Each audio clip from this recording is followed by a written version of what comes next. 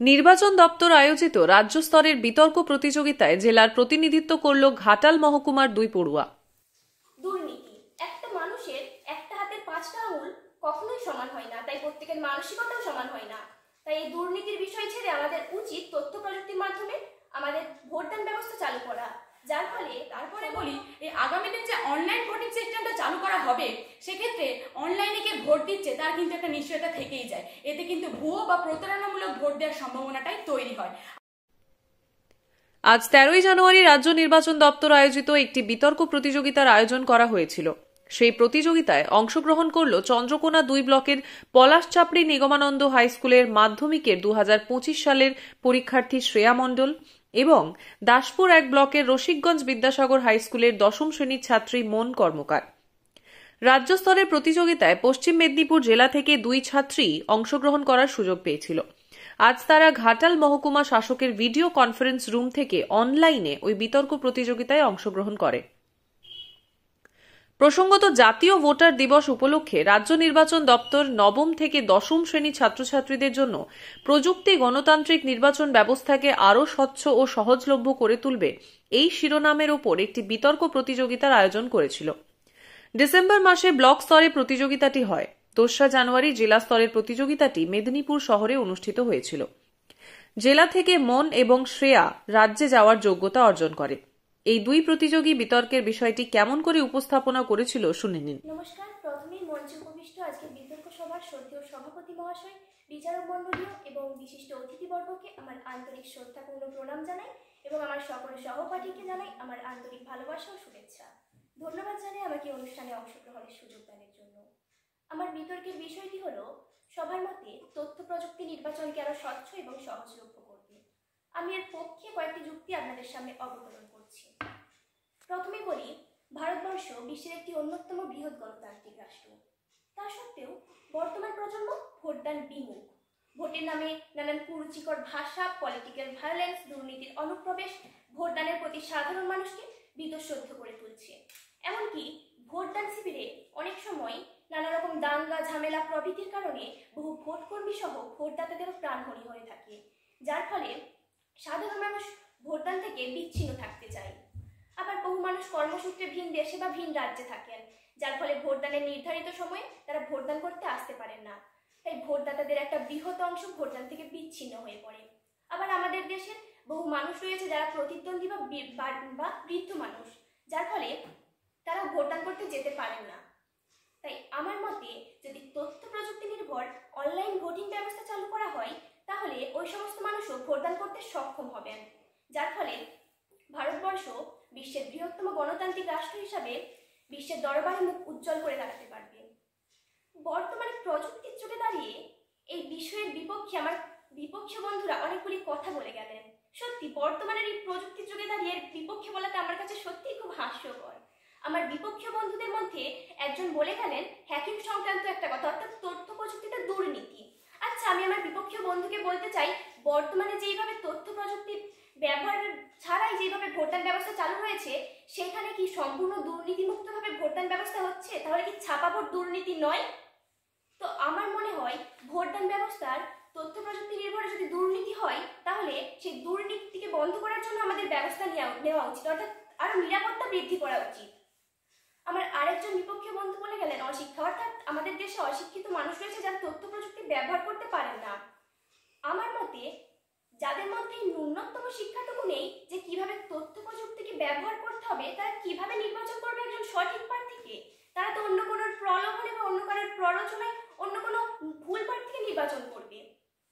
এমনকি দেখা যাচ্ছে বর্তমানে আজকে আমরা যে অনুষ্ঠানটি পরিচালিত করছি সেটা তথ্য প্রযুক্তির মাধ্যমে, যার ফলে আমাদের সময়, শ্রম এবং অর্থ উভয় সাশ্রয় হচ্ছে।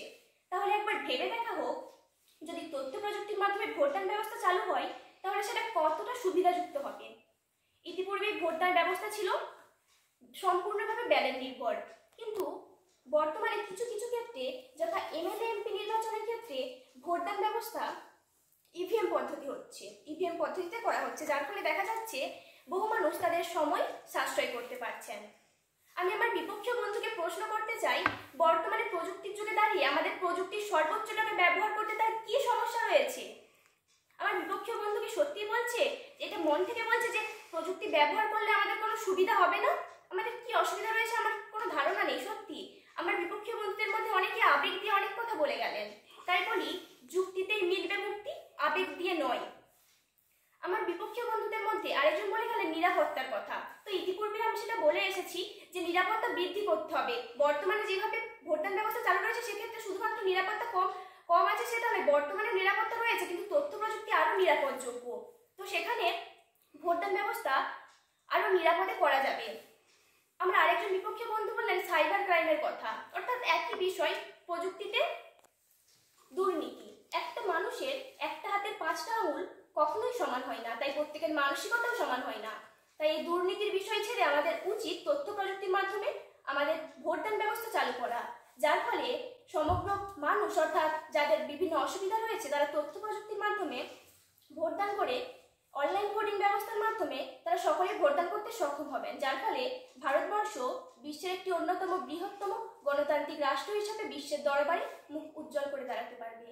ধন্যবাদ। পুনরায় সকলকে প্রণাম জানিয়ে আমি আমার সংক্ষিপ্ত বক্তব্য এখানে সমাপ্ত করছি। নমস্কার, আমি মন কর্মকার। সম্মানীয় বিচারক মণ্ডলী, রাজ্যের বিভিন্ন প্রান্তে উপস্থিত প্রিয় প্রতিযোগী বন্ধু এবং শ্রোতাবৃন্দদের আমি যথাযোগ্য স্থানে শ্রদ্ধা ও সম্মান জানাই। আমি মন কর্মকার, আমি রসিকগঞ্জ বিদ্যাসাগর উচ্চ বিদ্যালয়ের ছাত্রী, 10ম শ্রেণীর ছাত্রী। আজকের বিতর্কের প্রতিযোগিতায় প্রযুক্তি গণতান্ত্রিক নির্বাচন প্রক্রিয়াকে অনেক স্বচ্ছ ও সহজলভ্য করে তুলবে, এর বিপক্ষে বলতে চাই। আমি প্রথমেই বলি, আমরা সবাই জানি প্রযুক্তি আমাদের মানব জাতির জীবনে আশীর্বাদ হলেও কখনো কখনো অভিশাপ রূপেও গণ্য হয়েছে। আর গণতান্ত্রিক নির্বাচন ব্যবস্থায় প্রযুক্তি কার্যকর করার ফলে আমাদের নানা রকম ঝুঁকি আর সীমাবদ্ধতার মুখোমুখি হতে হয়েছে। তাই আমি এর বিপক্ষে আমার বক্তব্যে আমি এটাই বোঝাতে চাইবো যে কিভাবে প্রযুক্তি ব্যবহার করার দ্বারা যেমন স্বচ্ছতা বজায় রাখা কঠিন, আর অন্যদিকে এই নির্বাচনী ব্যবস্থায় মানুষের চলার পথকে সহজলভ্য করার বদলে এতে প্রযুক্তি ব্যবহার করার ফলে আরও জটিলতা সৃষ্টি করতে পারে। তাই প্রথমেই বলি, এই প্রযুক্তিকে ব্যবহার করে নির্বাচনী প্রক্রিয়ায় ইভিএম বা অনলাইন ভোটিং সিস্টেম আগামী দিনে চালু করা হলে সাইবার আক্রমণের আশঙ্কা বাড়ে। কারণ ভারতের মতো যেখানে একটা উন্নত দেশ, জনবহুল দেশ, সেখানে দাঁড়িয়ে কিন্তু ভারতের এই দেশে সাইবার নিরাপত্তা নিশ্চিত করা অত্যন্ত কঠিন কাজ। আর অপরদিকে আগামী দিনে যে অনলাইন ভোটিং সিস্টেমটা চালু করা হবে সেক্ষেত্রে কিন্তু আমাদের এই ভোটারের গোপনীয়তা রক্ষা করার একটা প্রশ্ন রয়ে যায়, সেখানে কিন্তু ভোটারের গোপনীয়তা ফাঁস হওয়ার সম্ভাবনা থাকে। আর অপরদিকে ভারতের মতো একটি জনবহুল দেশের যেখানে অর্ধেক মানুষ এখনো ডিজিটাল প্রযুক্তির নাগালের বাইরে, কারণ 2021 সালের তথ্য অনুযায়ী দেখা গিয়েছে 50% মানুষ এখনো ভারতের এই ডিজিটাল নাগালের প্রযুক্তির বাইরে, তারা স্মার্টফোন বা ইন্টারনেট সম্পর্কে অবগতই নন। সেখানে দাঁড়িয়ে কিভাবে আমরা এই প্রযুক্তি নির্ভর নির্বাচন প্রক্রিয়া যে স্বচ্ছ সহজলভ্য তা নিশ্চিত করতে পারবো? আবার অপরদিকে যদি বলি, এই প্রযুক্তির মাধ্যমেই কিন্তু যতই এটা স্বচ্ছ হোক, এই প্রযুক্তি কিন্তু মানুষই পরিচালনা করবে। আর মানুষ যদি অসৎ হয়, বলছি না প্রত্যেক মানুষ অসৎ, কিন্তু তাদের মাঝে অনেক অসৎ মানুষ আছে, আর সেই অসৎ মানুষই যদি এই প্রযুক্তি পরিচালনা করে তাহলে কিন্তু খুব সহজেই এই প্রযুক্তির দ্বারা একটু সফটওয়্যারের হেরফের করেই কিন্তু জালিয়াতি করা সম্ভব হতে পারে। এরই একটি উদাহরণ হলো 2019 সালে নির্বাচনে দেখা গিয়েছে ইভিএম সম্পর্কে অভিযোগ উঠেছিল যে ইভিএমে নাকি এক জায়গায় ভোট দিতে গিয়ে অন্য জনে ভোট চলে যাচ্ছে। এটা খুবই একটা হাস্যকর ব্যাপার।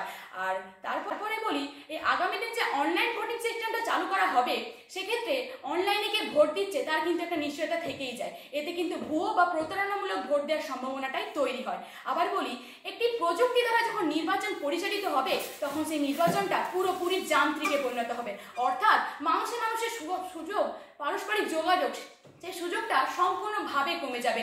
যেখানে ভোটার আর প্রার্থীদের মধ্যে সরাসরি আলোচনা, প্রচার, ভাব বিনিময় থাকবে, সেখানে সেই সব সুযোগগুলো একেবারেই কমে যাবে। আসলে একটা কথা আছে কি জানেন তো, গণতন্ত্রের মূল শক্তি কিন্তু সম্পর্কের ভিত্তিতেই তৈরি হয়। আবার বলি, প্রযুক্তির মাধ্যমে তথ্যের যে ব্যবহারের ব্যবস্থাপনাটা সেটা খুবই সহজতর হয়েছে। আচ্ছা, কিভাবে সহজতর হয়েছে? যদি এই তথ্য কোনো ভুল হাতে পড়ে তাহলে কিন্তু নেতিবাচক প্রভাব সমগ্র মানব জাতিকেই ভুগতে হবে। এটা নানাভাবে করা সম্ভব। বর্তমানে যেটা বেরিয়েছে কৃত্রিম বুদ্ধিমত্তা বা ডেটা অ্যানালিটিক্স ব্যবহার করে তথ্যের অপব্যবহার করে মানুষকে প্রভাবিত করা হচ্ছে। অর্থাৎ এর একটি উদাহরণ আছে কেমব্রিজ অ্যানালিটিক কেলেঙ্কারি, সেখানে দেখা গিয়েছে এই তথ্যের অপব্যবহার করে মানুষকে প্রভাবিত করা হচ্ছে ভোটদানের ক্ষেত্রে। আবার আমার এক বিপক্ষীয় বন্ধু বললেন প্রযুক্তি ব্যবহার করার মাধ্যমে নাকি নির্বাচন প্রক্রিয়াটা পরিবেশ বান্ধব হয়েছে। কিভাবে পরিবেশ বান্ধব হয়েছে আমি মানছি, ব্যালট পেপারে নিশ্চয়ই কাগজ খরচ হচ্ছে, কিন্তু বর্তমানে প্রযুক্তি ব্যবহার করার ফলেও কিন্তু আরো বিরাট পরিমাণে কাগজ খরচ হচ্ছে। আর বিশেষ করে ইলেকট্রিক বর্জ্য, তার ফলে তো পরিবেশ আরোই ক্ষতি হচ্ছে, বরঞ্চ ভালো হচ্ছে না। আবার বলি, প্রযুক্তি নির্ভর নির্বাচনী ব্যবস্থাপনায় একটি ছোট্ট ত্রুটিও বড় বিপর্যয় সৃষ্টি করতে পারে। অর্থাৎ এই ইভিএম বা অনলাইন ভোটিং সিস্টেমে যদি হেরফের করা হয়, সফটওয়্যারগত কোনো সমস্যা বা হার্ডওয়্যারগত কোনো সমস্যা থেকে থাকে, তাহলে কিন্তু নিমেষের মধ্যে লক্ষ লক্ষ ভোট বাতিল হয়ে যেতে পারে। আবার আমার আরেক বিপক্ষে বক্তা বললেন, ভোটার রেজিস্ট্রেশন করা নাকি অনলাইনে খুব সহজ ভোটার হেল্পলাইন দ্বারা। আচ্ছা, যেখানে আজকাল আমি মানছি প্রযুক্তি সম্পর্কে সবাই অবগত, কিন্তু অনেক মানুষ এখনো ঠিকমতো প্রযুক্তি ব্যবহার করতে শিখেনি। তারা প্রযুক্তিকে এন্টারটেইন করতেই ব্যবহার করেছে। সেক্ষেত্রে কিন্তু তারা এই ভোটার হেল্পলাইন অ্যাপ কি অনেক মানুষ তারা জানেই না। আর তাহলে কি আমার পূর্ববর্তী বক্তা বললেনই কিছু মানুষের কথা যারা এই প্রযুক্তি সম্পর্কে অবগত। আর তাই আমি সর্বশেষে এটাই বলতে চাই, মাননীয় বিচারক মণ্ডলী, প্রযুক্তি একটি সরঞ্জাম যেটাকে ব্যবহার করলে ভালো কাজে সহায়ক হয়ে উঠতে পারে, কিন্তু এই নির্বাচনের মতে একটি স্পর্শগত প্রক্রিয়াকে কখনোই প্রযুক্তির ওপর একেবারে নির্ভরযোগ্য হওয়াটা একেবারেই যুক্তিযুক্ত নয়। কারণ এর প্রমাণ হিসেবে আমরা দেখতেই পাচ্ছি সাইবার আক্রমণের হুমকি, মানুষের সীমাবদ্ধতার হ্রাস, ভোট গ্রহণ প্রক্রিয়ায়, এছাড়া নানা রকম তথ্যের অপব্যবহার, নানা রকম জটিলতা সৃষ্টি হচ্ছে। তাই এটা থেকে আমি এটাই প্রমাণ করতে পারি যে প্রযুক্তি নির্বাচন ব্যবস্থাকে স্বচ্ছ ও সহজলভ্য করার বদলে আরো জটিলতা সৃষ্টি করছে। নমস্কার। টিম স্থানীয় সংবাদের রিপোর্ট, সংবাদ পাঠে আমি সংহিতা শিরোমণি।